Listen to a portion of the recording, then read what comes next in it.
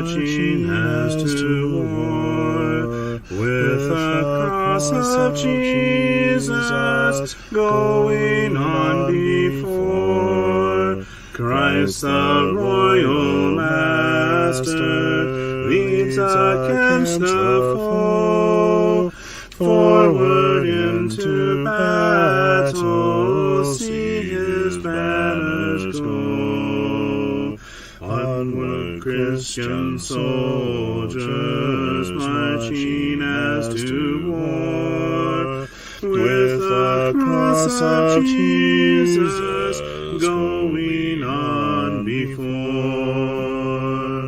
Oh, for a faith that will not shrink, though pressed by every foe, that will not tremble on the brink of any earthly woe, that will not murmur or complain beneath a chastening rod, but in the hour of grief or pain will lean upon its God.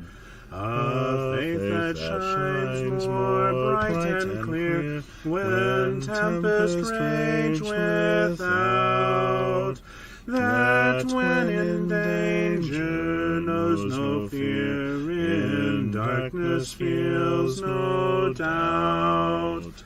Lord, give us such a faith as this, and then whatever may come, we'll taste and hear the hallowed bliss of an eternal home. A charge to keep I have, a God to glorify,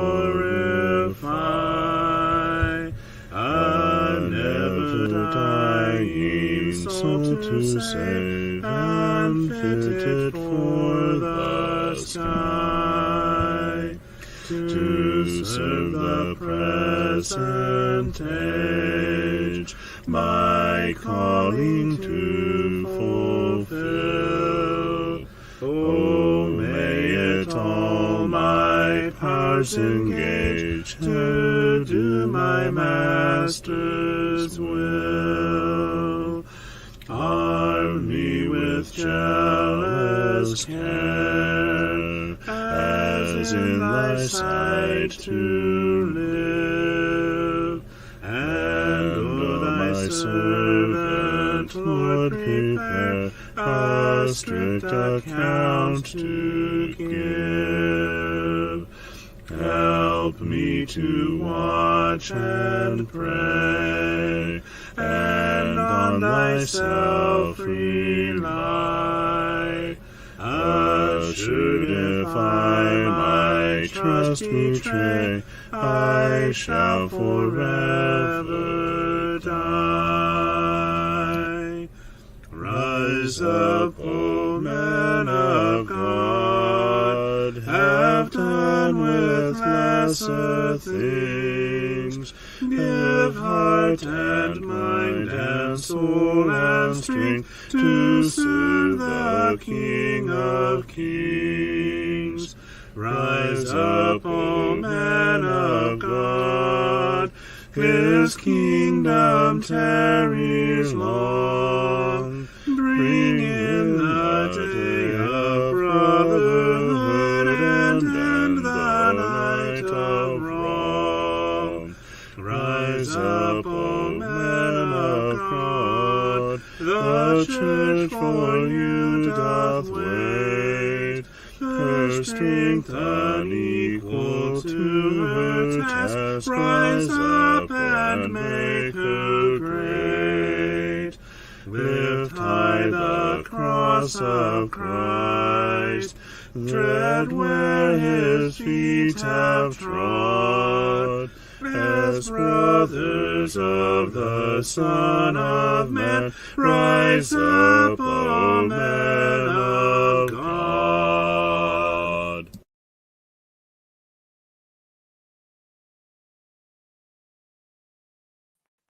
Let's edify one another. Good evening. You should have said yes after that. Yes. Hey, wait a minute. That was O'Shea's line. Oh, the saints of professionalism and shenanigans. You say that with such gusto. I really appreciate that. You're Sam, welcome. good morning. Good morning. Hello, Sam. Oh, I'm gonna have to bring out Amos's baby picture every time, aren't I? That would get you laughing. That would get you laughing. Yep. Unfortunately, it's clear over there where I can't reach. But here.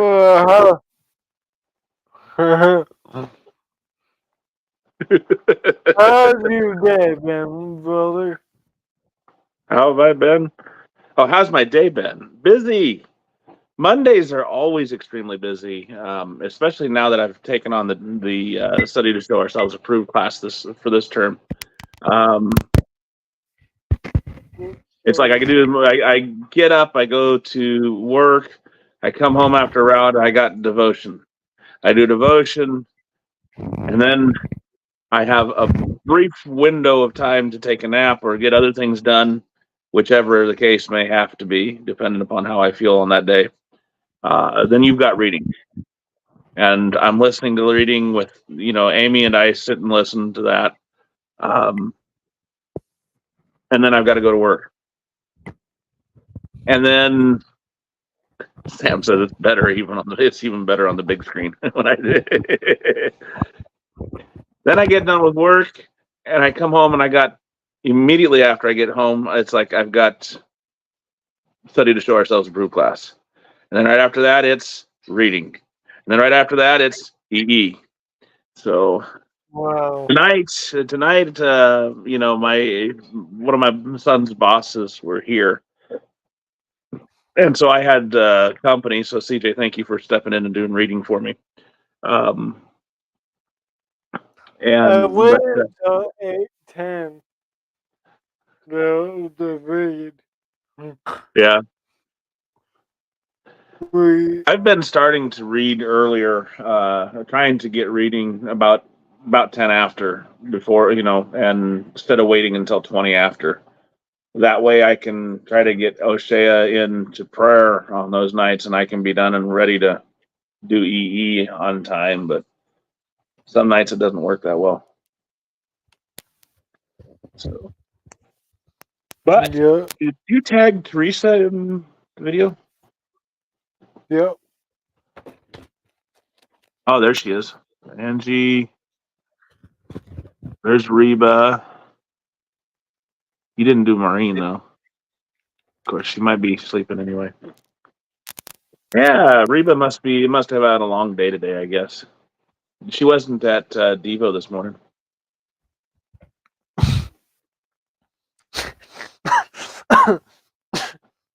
What? my spit. It went down the wrong windpipe, did it? Yeah. Sorry, I'm trying to plug in my Mac so it doesn't die. That's a good thing. You're a Mac killer. Yep. I'm playing both sides tonight. Got Mac for my camera, Windows for my Bible. There you go. Hey, there's Reba. Good evening. We missed you, Devo, this morning, Reba. Amy says hi, Reba. Sam says his cousin's son doesn't. Yeah, okay. So that'd be your second cousin once removed. Here in the Philippines, in Manila, he is going to come stay with him for a few days. He's a world traveler. Pray for that. Well, Lord willing, you'll be able to reach him. Mm-hmm. I hope you have a good visit with him. Me Alicia, too. you have a job that you were set to do. No, it's not. No, it's not. You don't cook cakes. There we go. Unless, of course, you're talking about pancakes.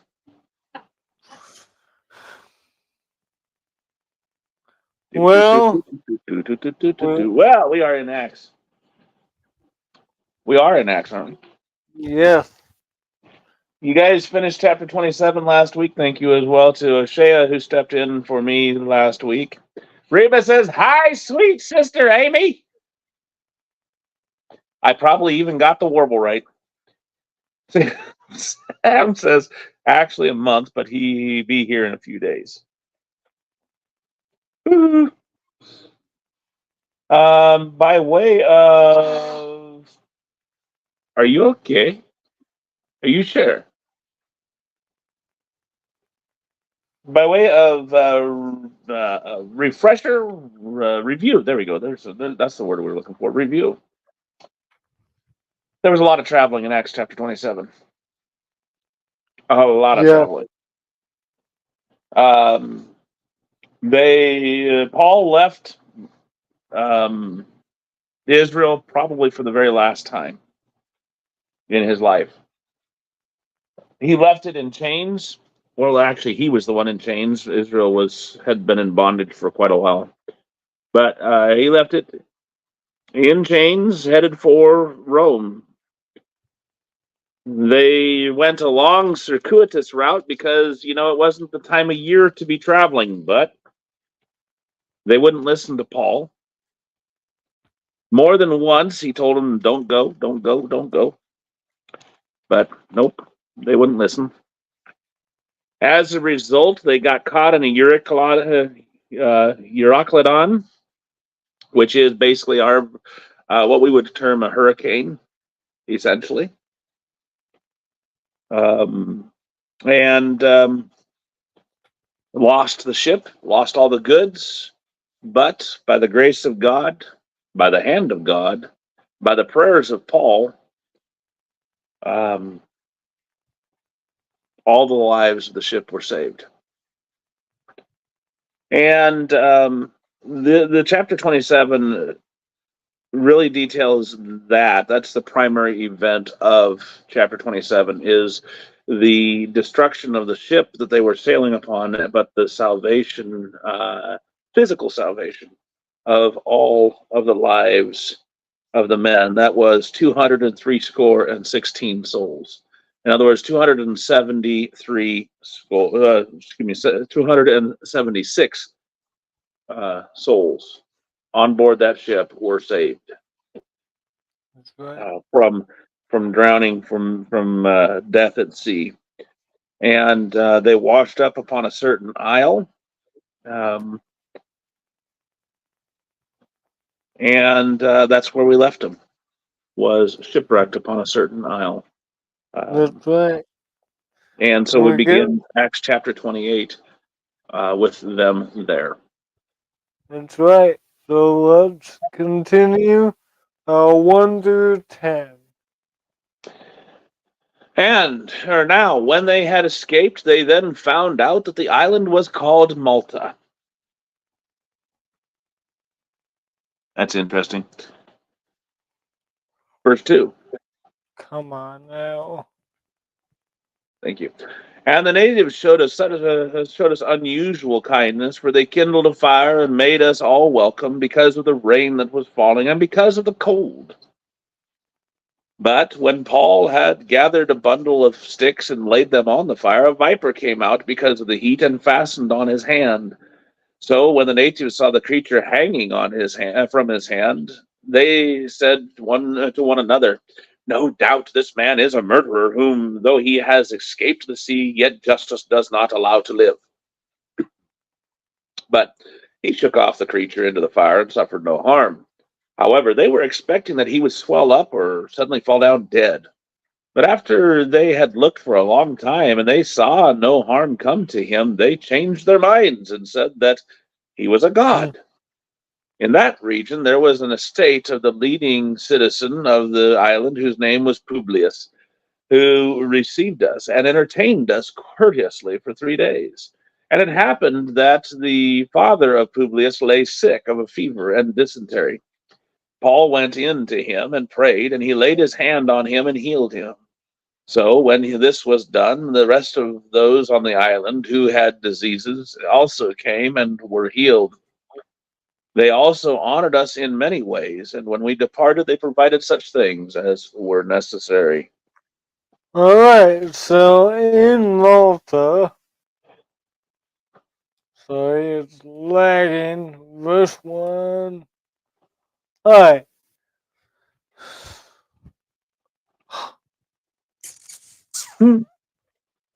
so, they, they, Looks like Alicia's joined was, us. okay. They were shipwrecked on an island named Malta, and there's natives there who came. The Greek, the KJV says barbarians, and what we think of a barbarian is the savages. They're not civilized, but if we actually look at the word here in verse 2, uh, we see that it is Alicia, go to the KJ. KJV Plus, please. Come on, Sorry, Alicia.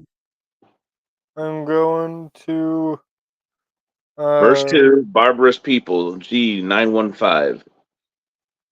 barbarous people of uncertain deri- Derivation. derivation of foreigner. And so we think of barbarian and we think of savages, uncivilized. The word is just a foreigner. There's foreigners on this island. If we could see what there says.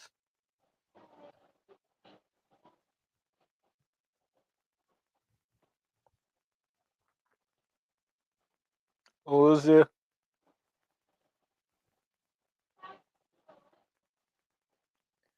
There's.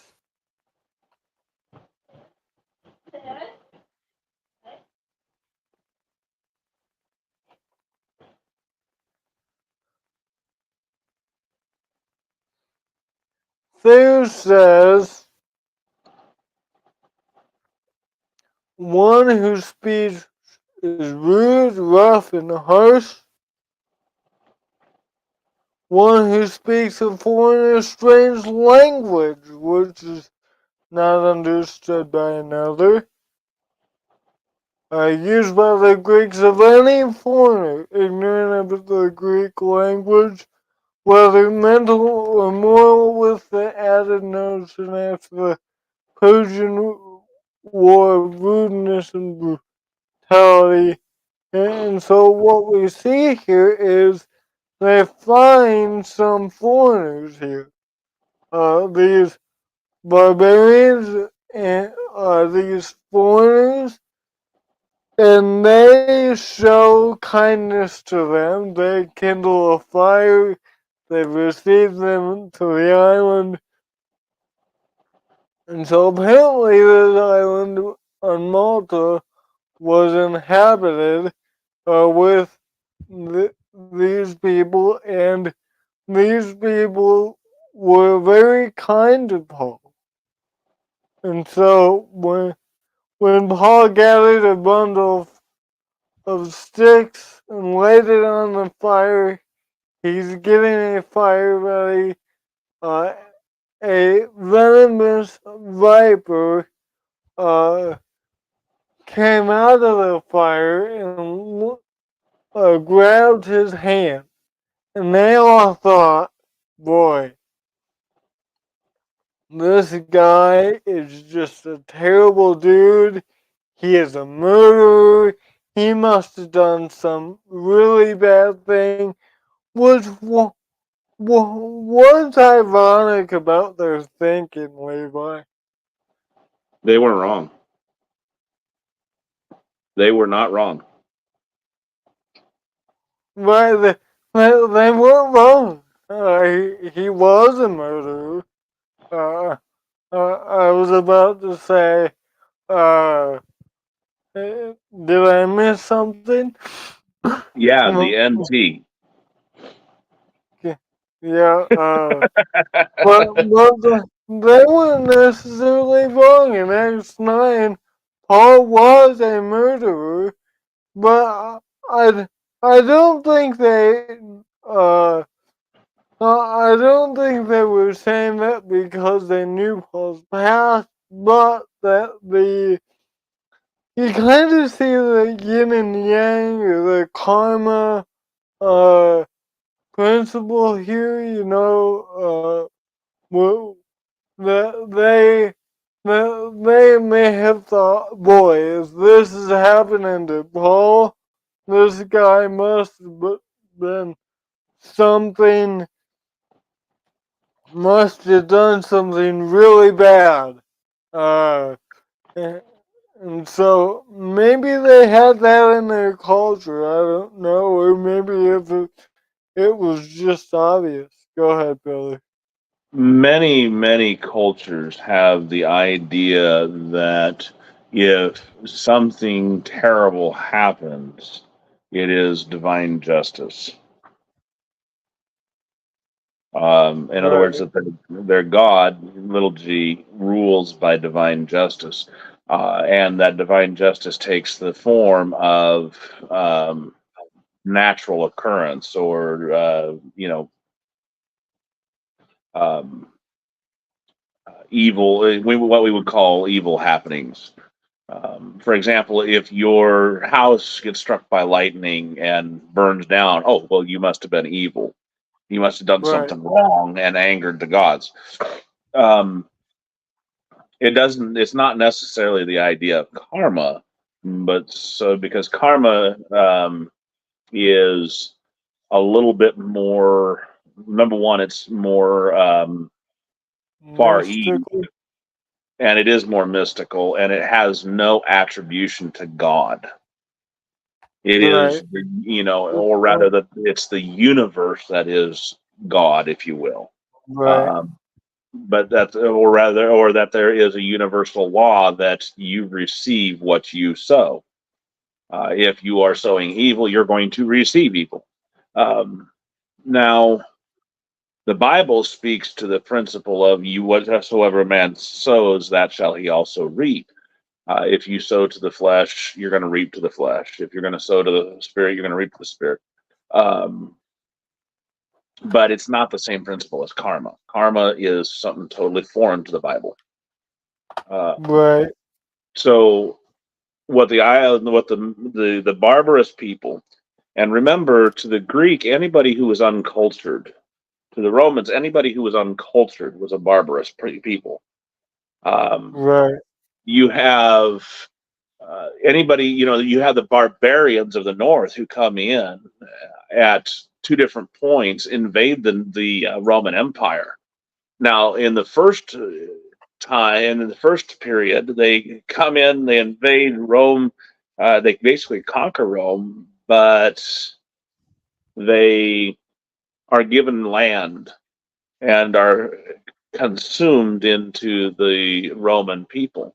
Um, and then so that was the barbarians. They had totally foreign practices and were uncultured. Well, the island of Malta or Melita, depending upon which version you're reading, was full of people who were not Greek, who were not Romans. Now, they were still under the authority of the Roman government. And so that's the reason why they're called barbarous people, is because they were uncultured. They didn't. right, Here's the thing: Rome didn't treat people that were barbarians as if it was a reproachful thing, as what we would treat somebody who right, was a barbarian. When we think of barbarians, we think of somebody who eats raw meat and stabs, goes around and has no law and is uncultured, uncouth, and vicious, and but right, that's not the way that the Romans considered anybody that was, or people that were barbarians. Um, they were people who had not the culture and of Rome, who were not Greeks, and that's really, it's really important to understand this. For the most part, Rome let the nations have their own ways, have their own customs, so long as they paid tribute and acknowledged Caesar as emperor. Um, so long as they abode by the Roman laws, and so they didn't care that what your laws were, so long as so long as Roman law was took precedent over everything else, and so you see that coming out right here, and there was a little bit of a shock that these people were showing them kindness because they were barbarous people. And hello, O'Shea. Hi, Craig. So that's important to understand as well. Um, and one final thing before we move on, CJ, all vipers are venomous. Just thought I'd throw that out there. All vipers are venomous. Not all didn't, serpents, not all snakes are vipers. Not all serpents are snakes, or I mean, excuse me, not all oh, serpents are vipers, but all vipers are venomous. yeah, yeah, Sam says even today they say that, but something bad happens that that person must have deserved it. And yes, there is, but you see, today they go more to the idea of karma than they do of divine punishment, Sam. Um, they are leaving the divine out of it, whereas those from Melita or Malta were attributing this more for the divine aspect than it was karma. right. And we're gonna see that in just a moment how they react to this viper. Paul shakes it off, and the people of Malta and Melita expected him to swell up or fall down dead something. And they looked for a long time. They were just waiting for this guy to fall down dead. This is a viper, mind you. And yeah, venomous viper. That was yeah. Anyways, a viper is always venomous, like Levi pointed out. And so when they said no harm, when they looked and uh, finally said no harm's gonna come to him, they finally changed their minds and said that he was a god, much like the people of Athens in Acts chapter 17, when he, not Athens, was Iconium, it the, and it was uh, Iconium, and it was in Acts 14. Iconium in Acts 14, the people there, uh, said that Barnabas and Paul were gods, Zeus and Hermes. That was Mercurius after and the Jupiter, right Mercurius and Jupiter would go by their, is that their Greek. Greek names? Yeah, That's the Greek and name. Zeus and Hermes are their Roman god names. But so they immediately said that he's a I think that's the god. other way around. Oh, Anyway, KJV records it as Mercurius and Jupiter, which would be, I think that is Latin. Jupiter being being Zeus, and Mercury or Mercurius being Hermes. And so when Paul didn't fall down dead from this snake that was venomous, they thought he was a god. But we know that he's just sent from Jesus. For in Acts 16:20, the 6, did I say Acts?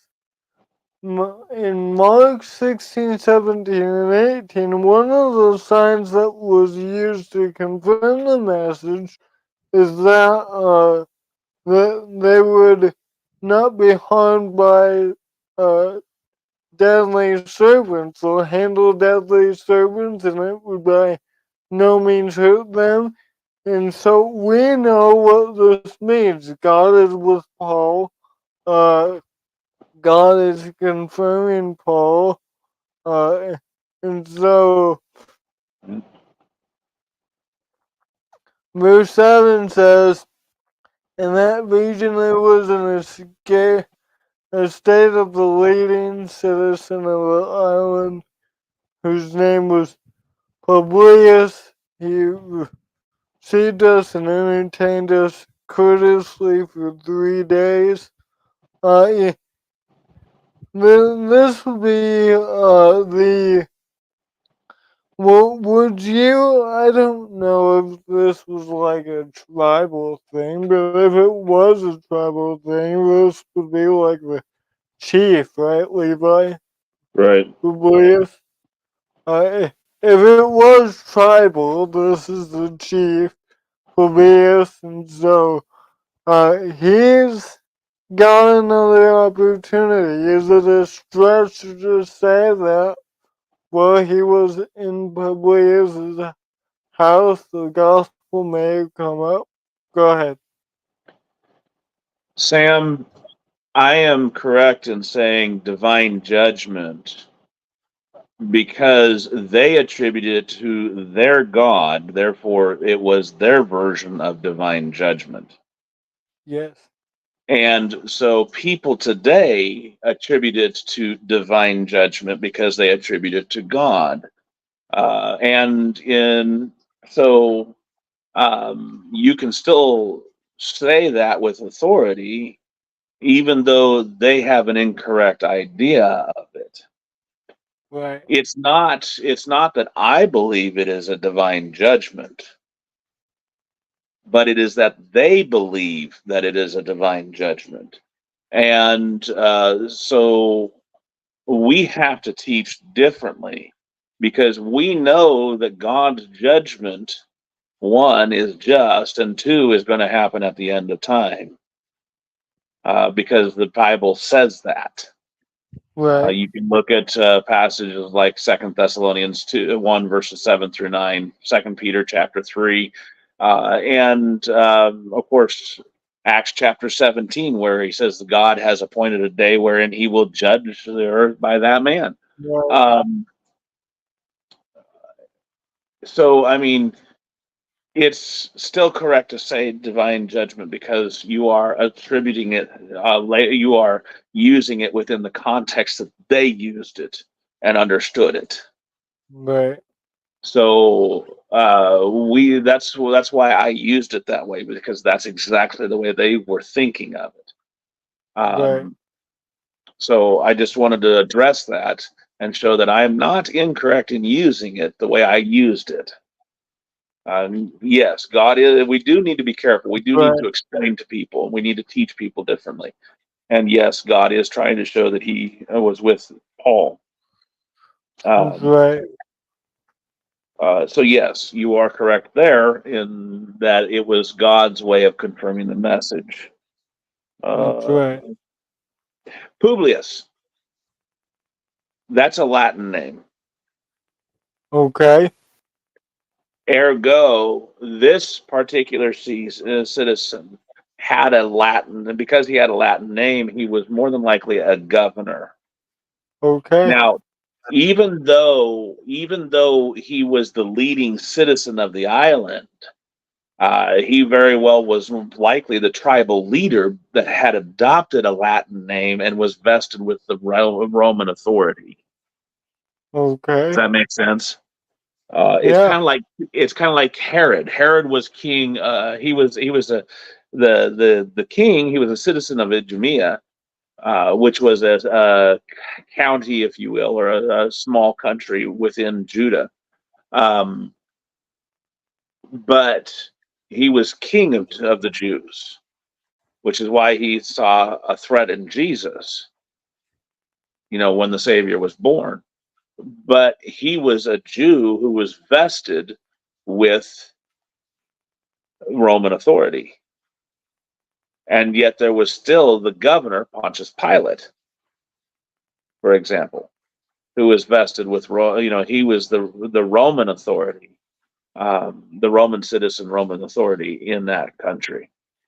So I So guess so I go ahead. guess Publius would be like Rome's way of checking up on the citizens of Malta as well, if he Yeah, is tied into Rome. would be Rome's way of controlling the island, Right. the citizens of Melita. Yes. So, alright. Before we move on, what are we gonna call what are we gonna call this island? Either one. See, I grew up with I grew up with the King James, so for me it's Melita. Okay, I'll call it Melita. So I don't care whether we're about ready to move on in about two verses anyway. So Right. we're gonna leave it behind us in the sea anyway. So, uh, so it comes about that the father of Publius lay sick of a fever and dysentery. I don't remember what that was. What is dysentery look Dysentery like?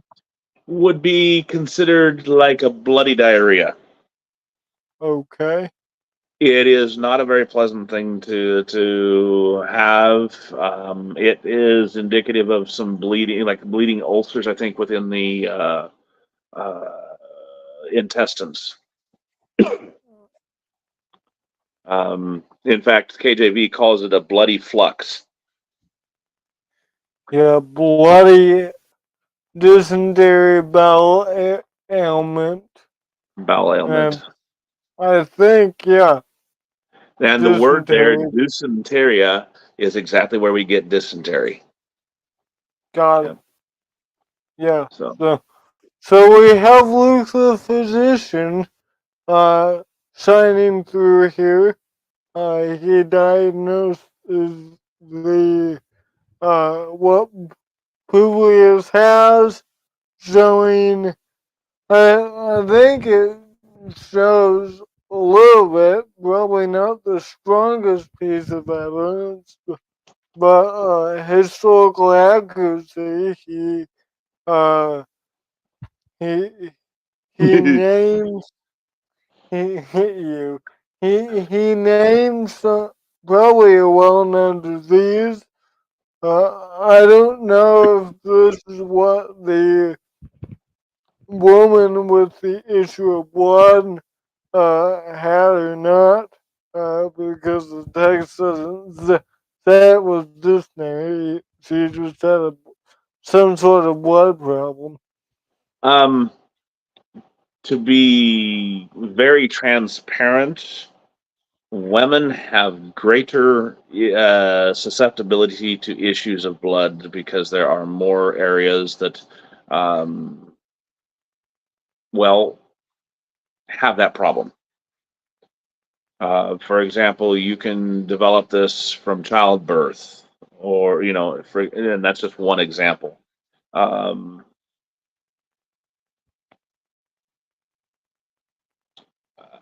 so no, Oh, if the Bible had used, if the woman had dysentery, the Bible would have used the word yeah, dysentery. that's right.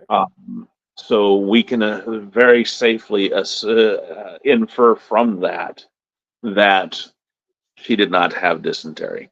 She had something else. Scratch that. Sorry, move on.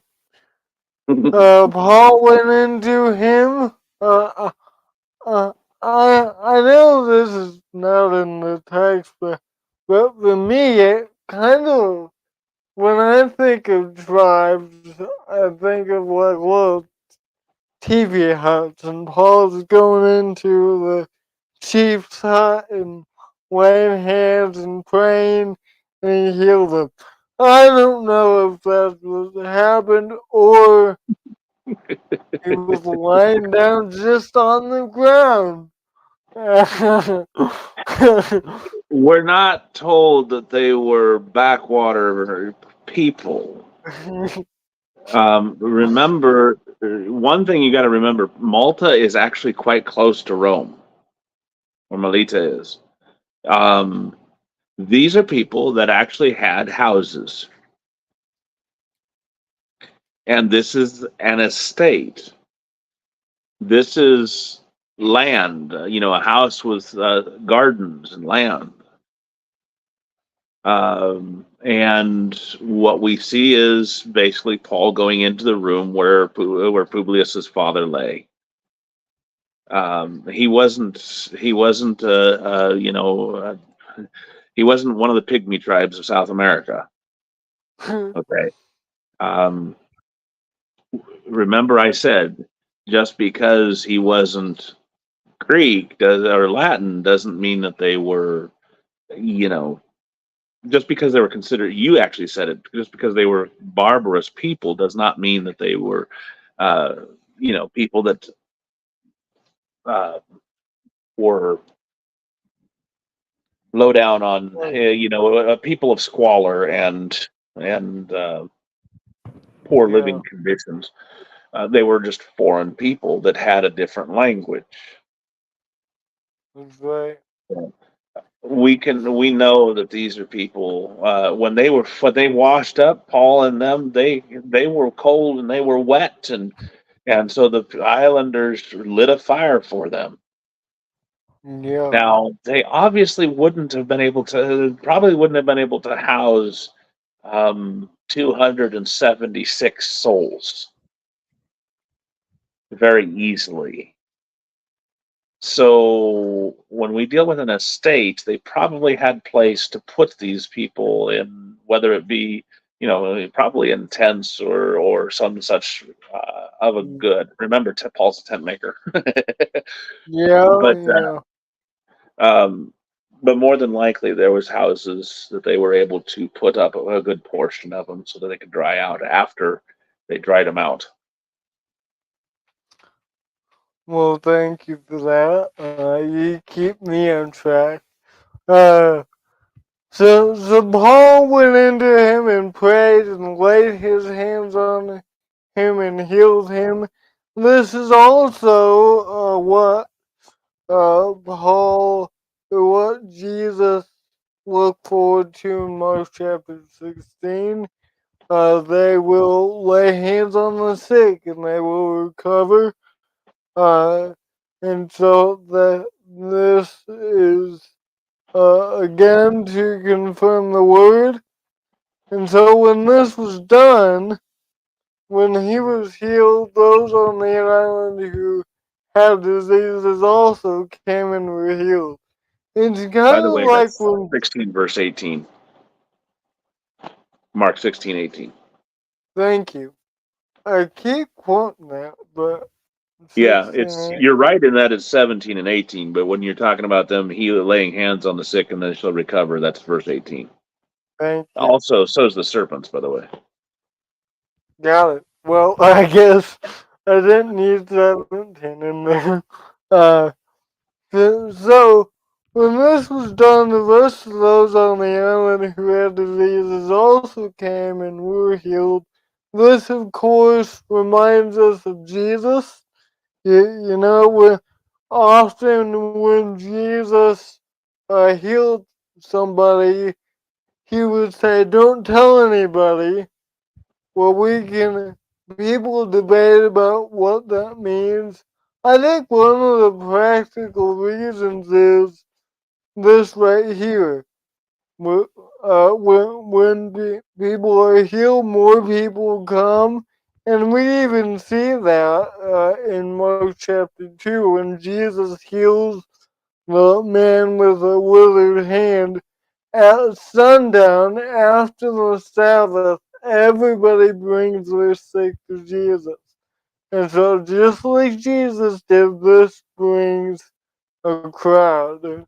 And so, uh, this is just one of the many ways that the disciples like the master teacher. I think some of it as well goes to verse 10 here. I think part of the reason Jesus said, "Don't tell anybody," went to verse 10, because he wasn't seeking honor. Right? Jesus always sought to glorify his Father, not to honor himself. And we also do the same thing. We seek to honor God, not ourselves. So it's important to consider that as one of the primary motivations for Jesus's constant injunction to people: don't tell anyone. That's a good point. So that really takes us through the first 10. Sam, yeah, I agree with you there. Now, that takes us through the first 10 verses before we move on to 11 to 16. Do you have anything else, Levi, or audience? You got something? I think I've already covered everything I had. Um, All right. Well, let's see if we can't cover one more section, 11 to 16. They're gonna get to Rome here, and then we'll call it a night. Sound good?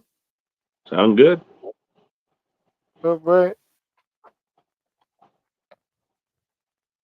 Sorry. Come on.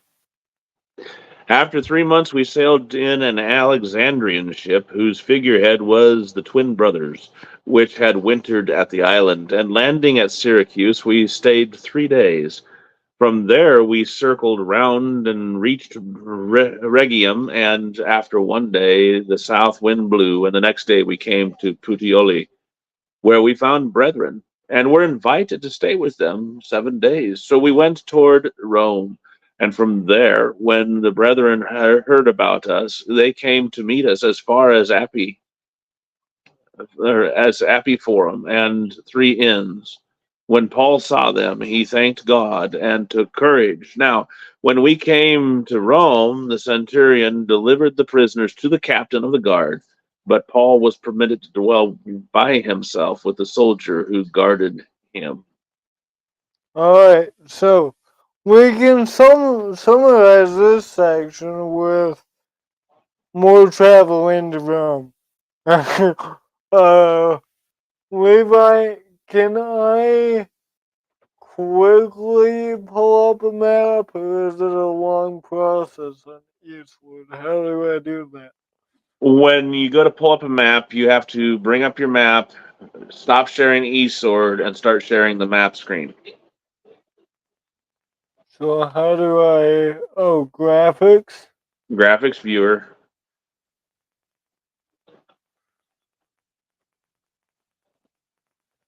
Oh, I have to download it.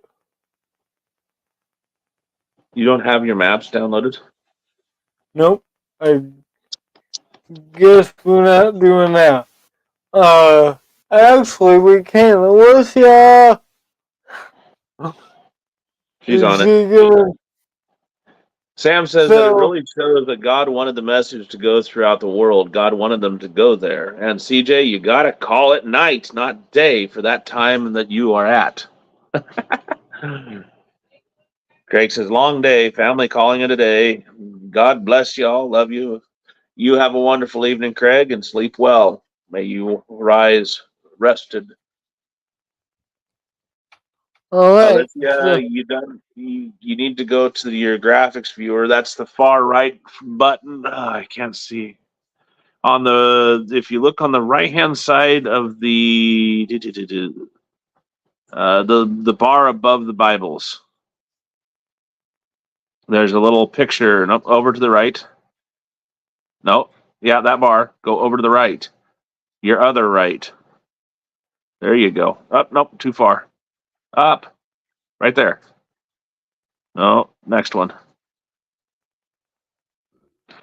There you go.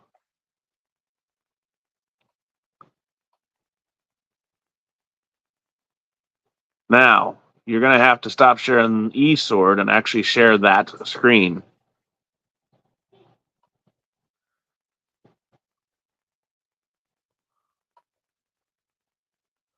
Oh, hey, I see what you were saying. There's blank for me. Okay, she isn't in the graphics. She's in the library. No, Melissa, you got to shut that one down.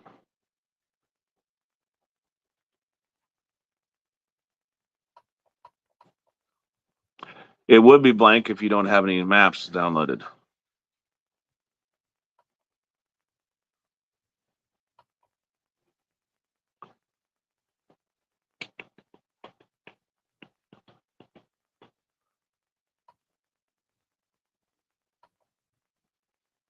I think that was the original one. That was what you were just in. What's the next one should be? One of them says graphics viewer.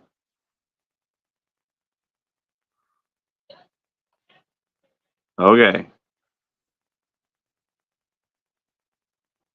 Should have a map already up in it, whether it's the right one.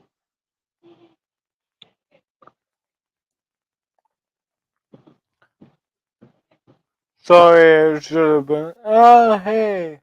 Well, that's in the world of the patriarchs. You're going to have to go to your left, to the white bar above them. No, to your, excuse me, to your right, not left. Right, other right. Above where it says Right there. map B. No, above map 8. Map B. Above map B. Oh, okay. Music.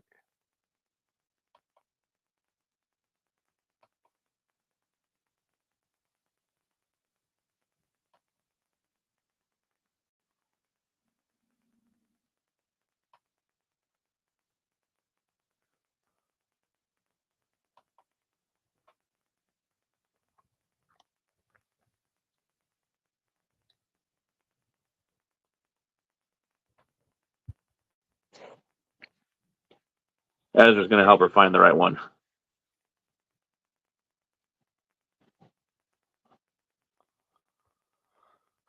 Sorry, I should have been. I thought I didn't have to download anything. But I told we you a long time actually ago you need to. we actually got to where I wanted to. The But it says there in verse 11 on that it was the twin brothers they departed in a ship of Alexandria, which had wintered in the isle, whose sign was the twin brothers. That was Castor and Pollux, the Gemini twins, which were, I forget now why they are important, but anyway, it's the same as the constellation Gemini. and I almost got it. Well, you got it. There is voyage to Rome. Okay, so what we need to do is bring up. Now you see where Malta is. No, we need the left side. Not you're on the right side. There you go. Malta. What are Okay. you doing? Stop. Make it larger. That's the plus sign up there.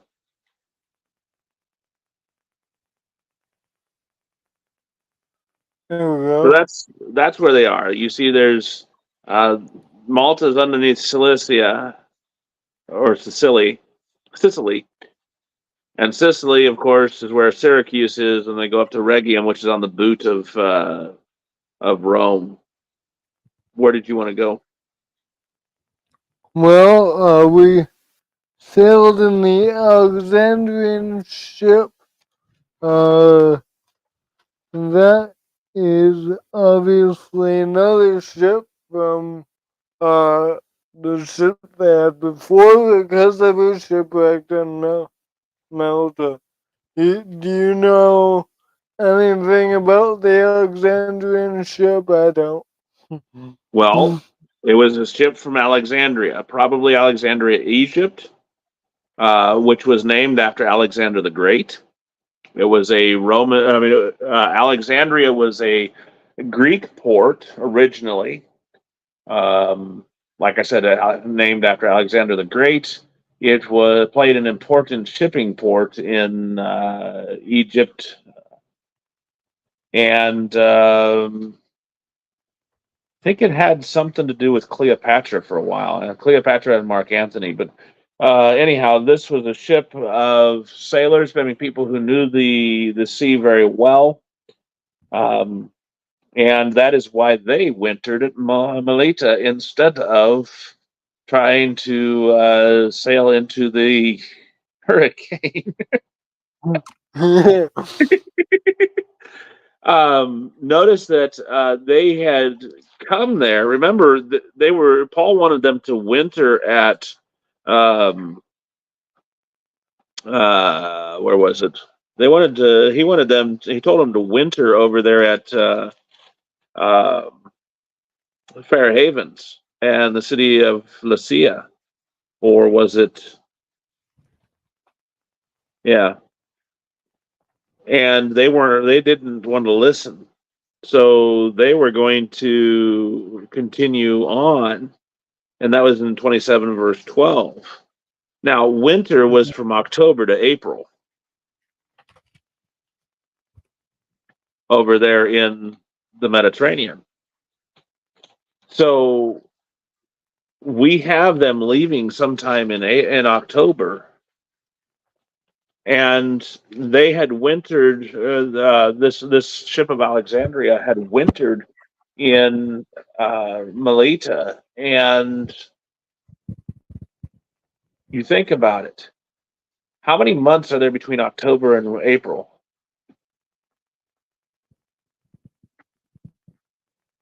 5. 5. So consider how long it took for Paul to go from Fair Havens to Melita.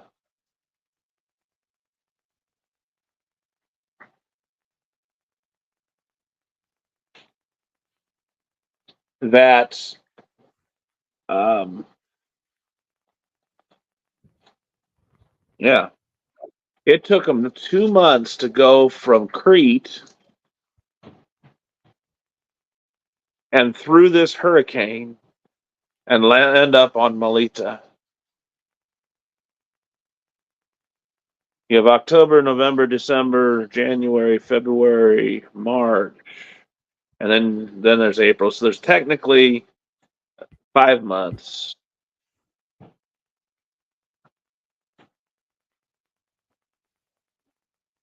There's 6 months. Sam's right. There's 6 months. That's a long winter time, isn't it? Yeah.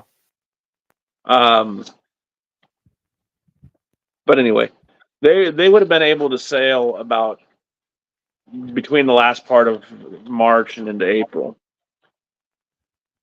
But they spent 3 months in Melita before moving on, and that was the end of their. That was the end of the winter. That's quite a bit of time Oh, there. yeah. So, as we follow their travel, really, the only thing I got to say is we are following the line there. They went to Syracuse in verse 12, stayed there for 3 days, and then they circled around to. Hey, I'm still following that map. Yeah, bring it back, you goons. and We go so up to Regium. Regium, Recu- Syr- Syracuse, and then Regium, and then Louis, and after one day the south wind blew, and the next day we came to the Puteoli. Puteoli. So they're getting toward Rome now, and I mean, then that really moved them right up the coast quite a bit from Regium to Puteoli. yeah, that south wind helped them a lot. And then after spending some time with brethren, they go. By the way, we found brethren and were invited to stay with them 7 days. Why might that be? If we are just guessing, why a week? Well, there's the possibility they arrived on a Sunday. We're not Eh, told. eh, Yeah, and maybe for the reason, and maybe for the reason of Paul saying Acts 20, we're not told that, but for whatever reason they stay a week. There's also There. additionally there's a possibility. Again, this is possibility and supposition, and really we don't have a need to be running into that particular thing. But there's the possibility of them having to find another ship. Yeah, that's a possibility. So we gotta really there's too many variables to really figure out why they stayed there for 7 days. Suffice it Right. to say that they were allowed to stay there for 7 days with these brethren. And it's very helpful to have brethren that you can stay with that long. I was Right. grateful to stay with Levi for a couple of days here a couple weeks ago. I miss them already. I had to say farewell because there they when the brethren heard about us, they came to meet us as far as Appy Forum. I found out. I'm So looking. I'm looking at the pronunciation of that. I pronounced that wrong. That's the Appii. Appy Appii. The Appy Appii Forum. Forum. As far as Appii Forum and the Three Taverns. And so when Paul saw them, so this is more brethren that Paul thanks God for, right? Verse 15. Where did And these they brethren come finally, from? what? Where did these brethren come from? The form of API, right? Mm. Where did they come from?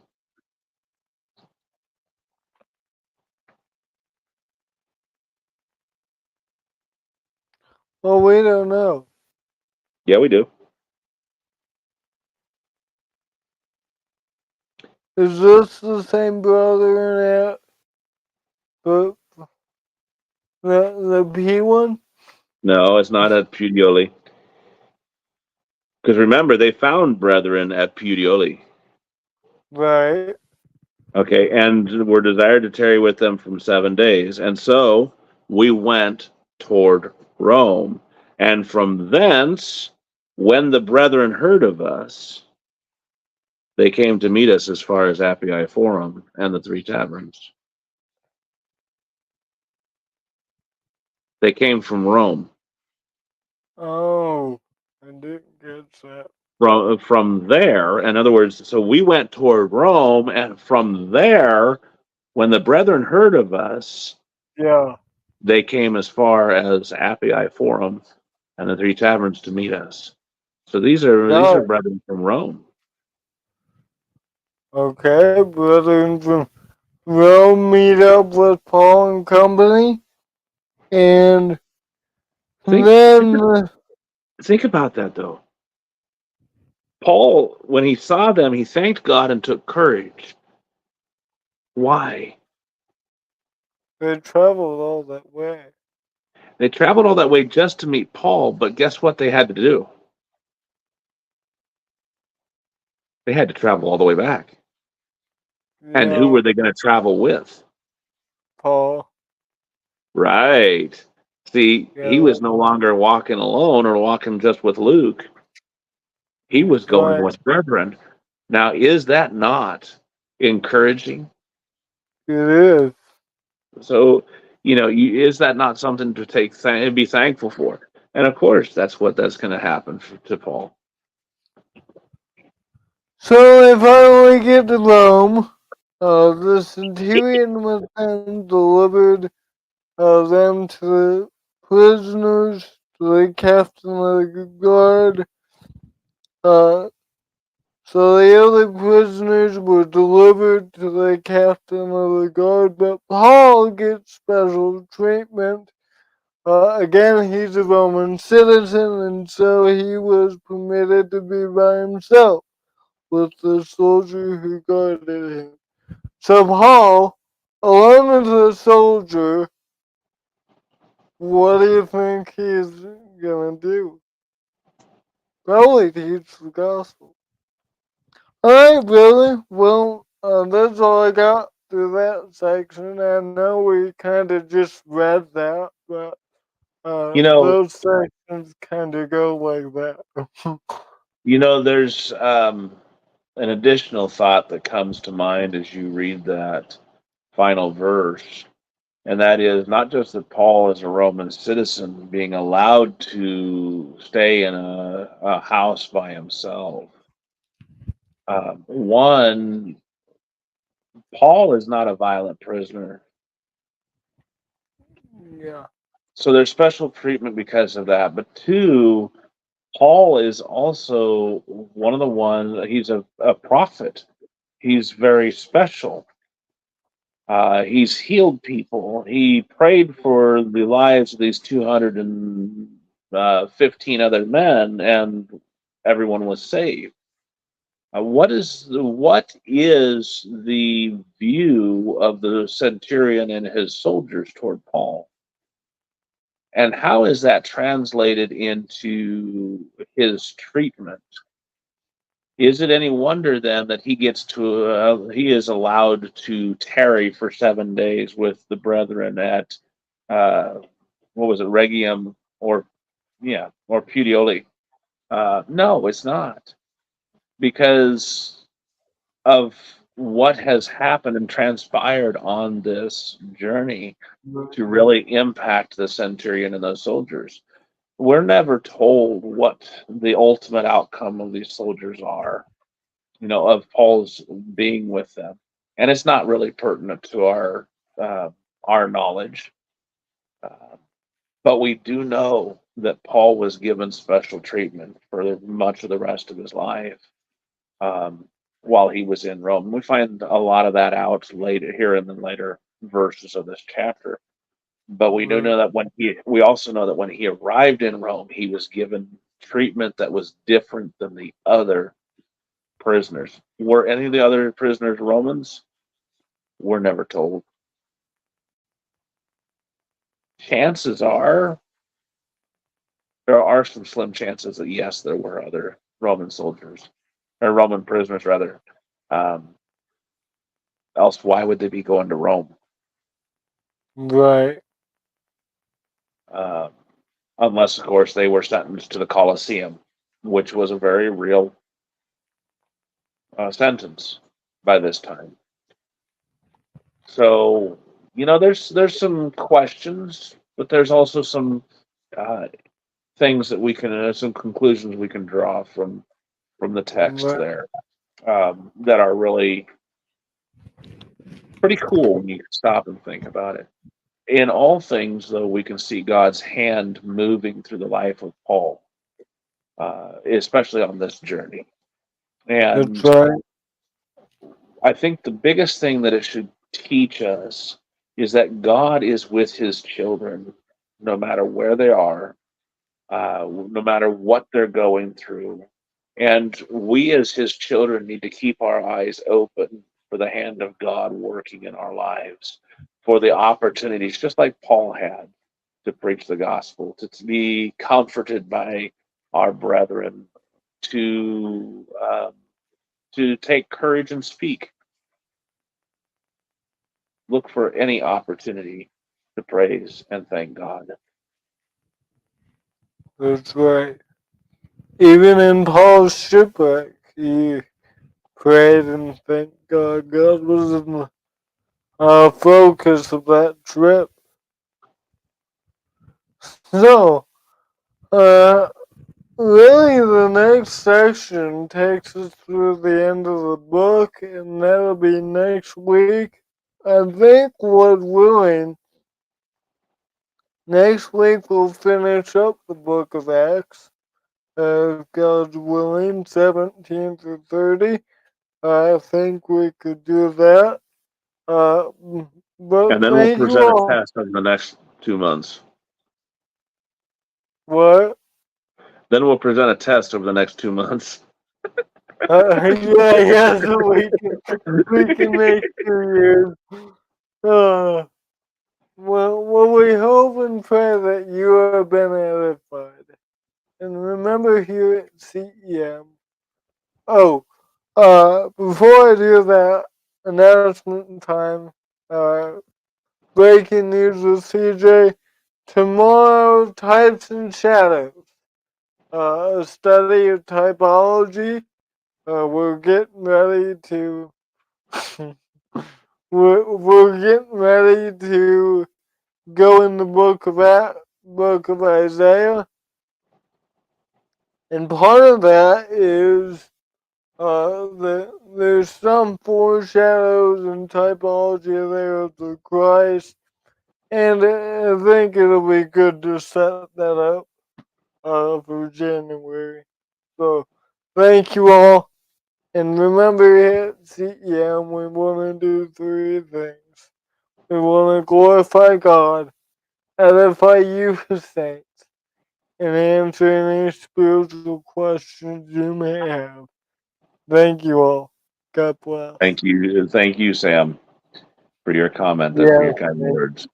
We do indeed hope that you have been edified, uplifted, drawn closer to God that way, whether we wake tomorrow to serve God here on this earth, or we wake to serve God tomorrow up there where we all long to be, in his home. You know where we will have the pleasure, the privilege, the honor of being. For we'll see you then. God bless.